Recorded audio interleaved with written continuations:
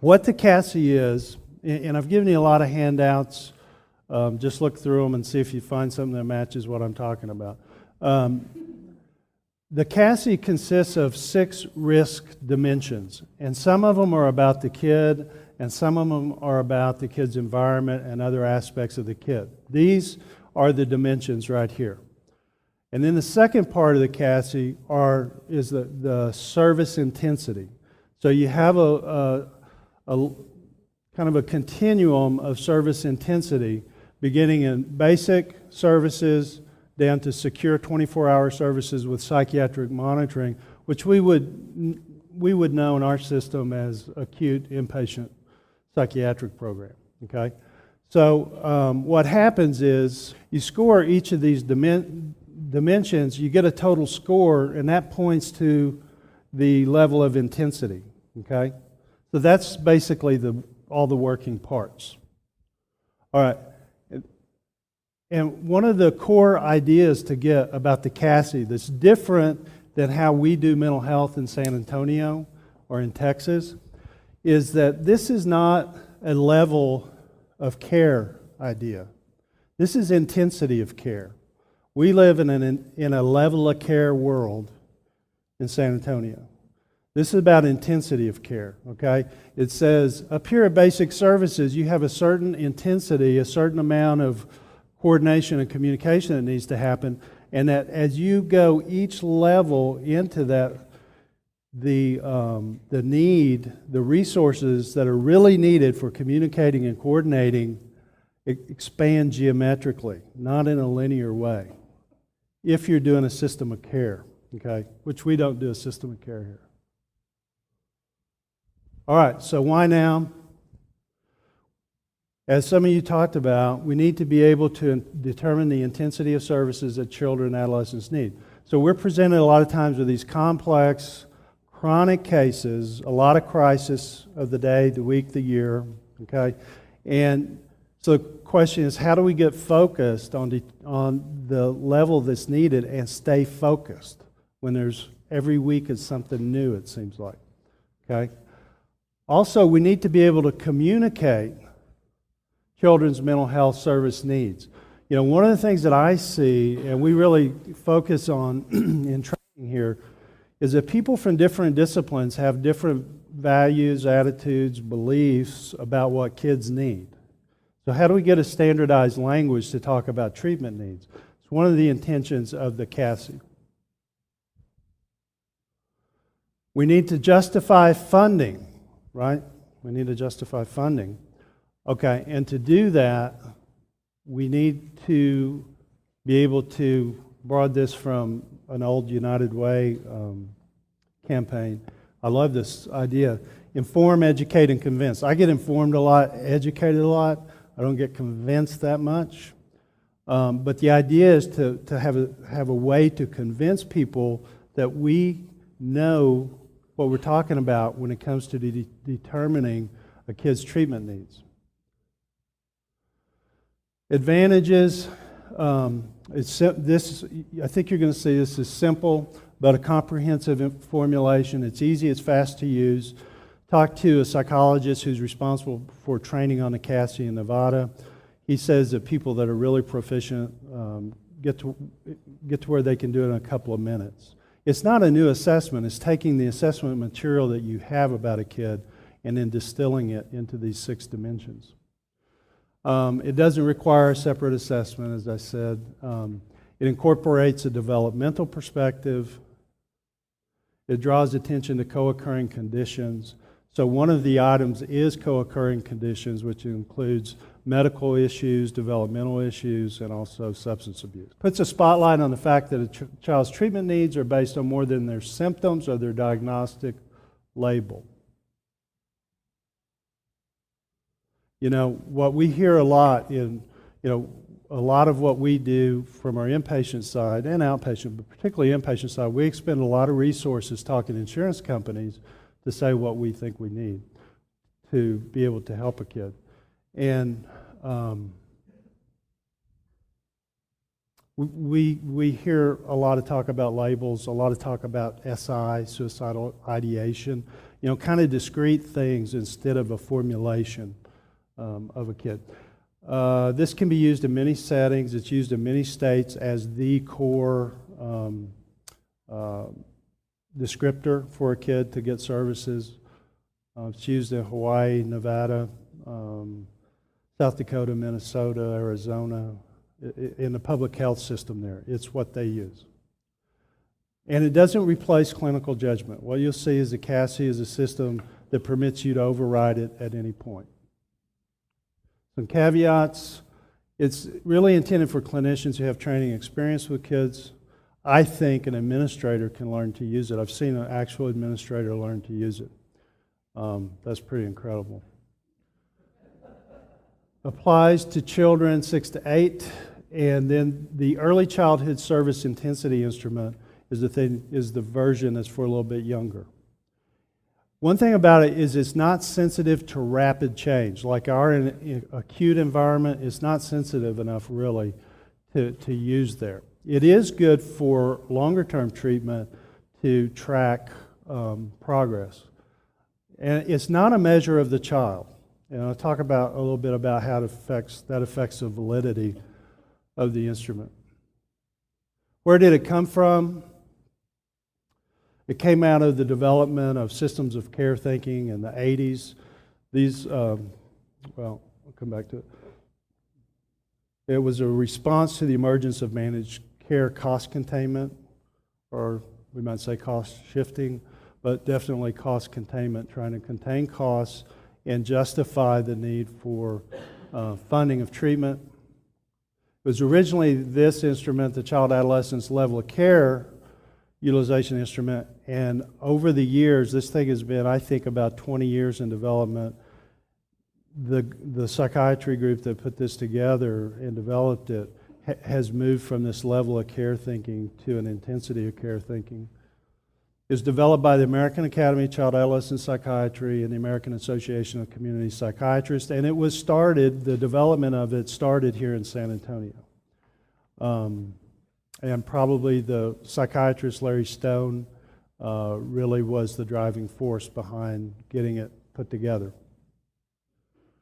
But it has continued to evolve and be shaped. Reliability and validity, I'm just going to say just a little bit about it because some people are interested in that, and it is very important. But you haven't seen the instrument yet, so it's hard for you to think about reliability and validity. But I think once you see the instrument, we start messing with it, you're not going to want to talk about reliability and validity.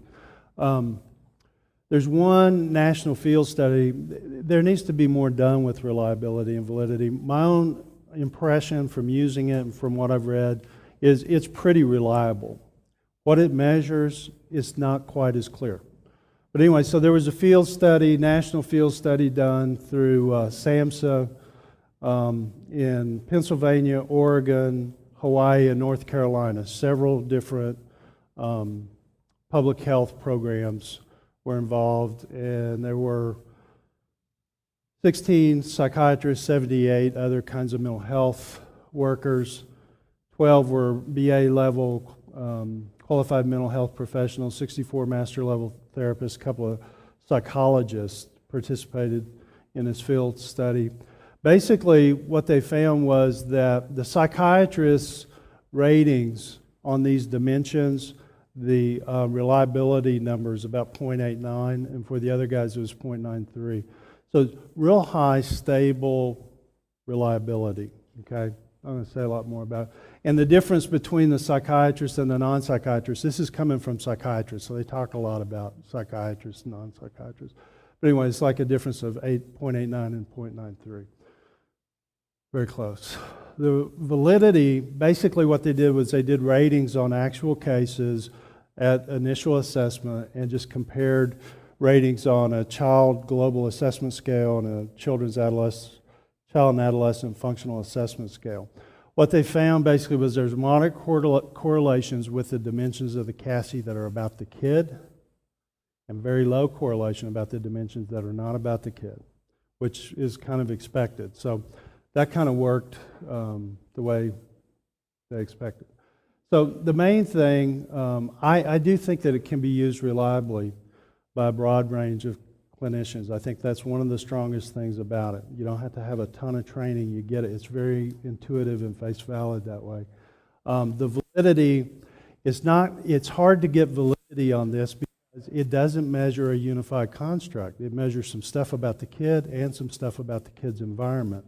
So it's mixing a couple of things, so it's harder to get validity. It can be done, but I don't think, it's just not a high priority for this group to do a lot more validity. We're talking about the possibility of trying to do some validity work here with it.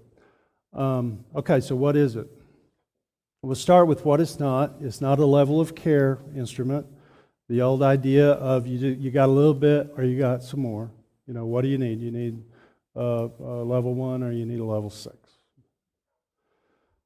What it's more about is, like, you have these 6 risk dimensions on one side. You have the 7 levels of intensity, and this is a core thing. I mean, if you get this, then you pretty much have it. You got low to high. These two things are correlated. As this goes up, this goes up. This is a little linear representation, but you get the idea. And then as this goes up, the scores on the risk dimensions, this goes up, and you can see it's getting bigger, right?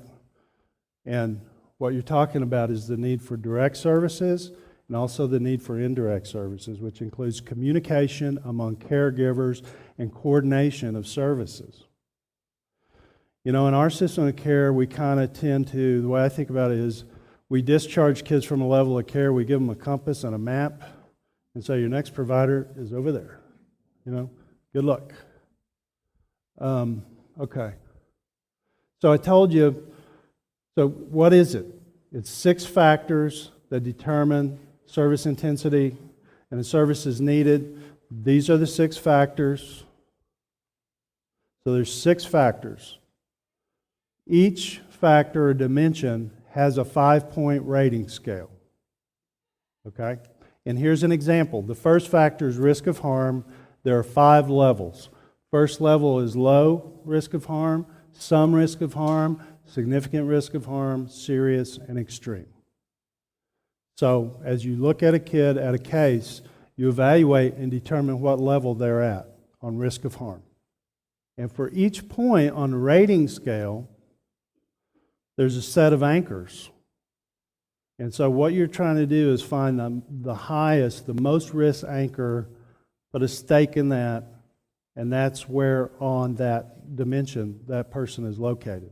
And they have a score that corresponds to that. In that you have a graded continuum of services. They're becoming more intense at each level. At level 3, I think it is, maybe 4, at one of these levels, case management becomes a required factor in the care, according to this system of care model. Okay, now one of the things I think, hopefully, that you'll see, what the CASII points out, what it exposes when you don't have a system of care, like what we experience here at Clarity, where we have an acute inpatient psychiatric program for kids, we have an outpatient service. What it exposes is that kids fall from about level 2 to level 6. There's not a lot in between in San Antonio. Okay? When you read all those elements of level 4 or 5, well, level 4, you'll see we don't have those. That's why we have kids who are admitted here 12, 15, 20 times. You know? It's because there's nothing in between for them. There's no different intensity in the outpatient world. We have a partial program here, but it's not intense. It's scaled down acute, you know. And we're not unique in that. And you can get somebody to throw up an intensive outpatient program, and it's just a diluted partial program. There's no more intensity. There's no more communication among professionals. There's no more coordination of services, and there's no external case management. I realize IMHS is trying to do something about that, but generally speaking, There's not any case management in outpatient. Okay. So part of our interest in this instrument is also to throw a light on that problem in our system of care. Okay? So we don't really have level 3 and 4 well developed in San Antonio. So you get to go from here to here. And then you can slowly work your way back to 5 and then back to outpatient. That's typical. Now, I do think if you deal with any kind of funding source that requires you to justify need for treatment, that you can use this privately to organize your thinking. And also, I think a really good thing about it, I think it helps credibility when you can communicate and conceptualize in a really brief way how you're justifying the kid's need for treatment. So if we're saying this kid needs to be in residential, we're going to say because this kid's risk for harm is, serious as evidenced by blah, blah, blah. And we're just going to go down the list. And as I said before, we usually focus on 3 dimensions or so. Because a lot of kids, what you'll see is they have very high numbers, and then a couple of the dimensions are not as pressing. And so it's really just guiding you to whether those elements need to be in the treatment plan or not in the treatment plan. And over years and years of work on this, I think these guys have really done a great job of distilling down to what are the absolute bare necessity factors for coming up with treatment needs. I've been using this for I meet with utilization management group here a couple of times a week. We listen to phone calls we've recorded with various insurance companies, review, critique ourselves, and think about how we've presented the case. And in that time, we've looked at a lot of cases, and this has been a wonderful tool for us. It's really helped us clarify our thinking.